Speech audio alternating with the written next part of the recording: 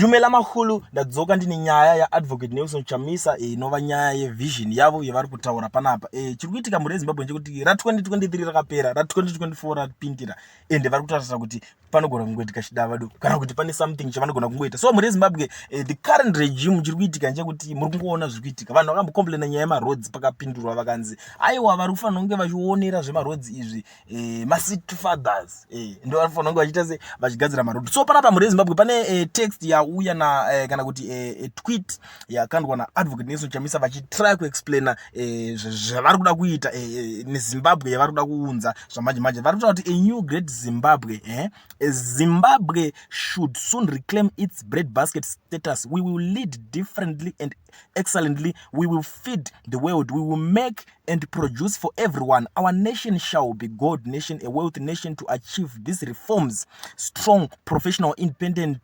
institutions, and accountable, incredible, capable state, good governance, peace, unity in diversity, tolerance, healing, and reconciliation upon being a God-honoring nation are key ingredients for everyone. One people.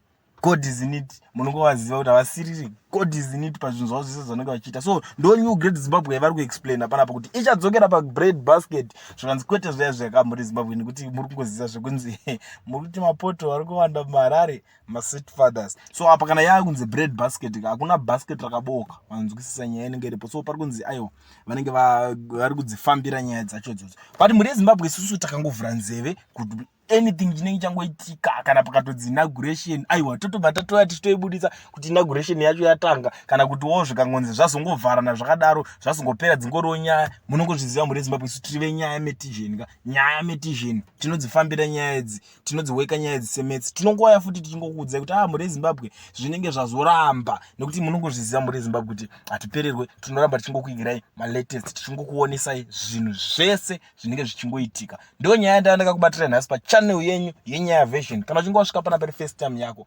usakanganwa kusubscribe hatibhadharise mahara, ukomenda, ulike, ushare. Toramba tichidzoka tichikupai ma updates nezvimwe zvese zvinenge zvichingoitika.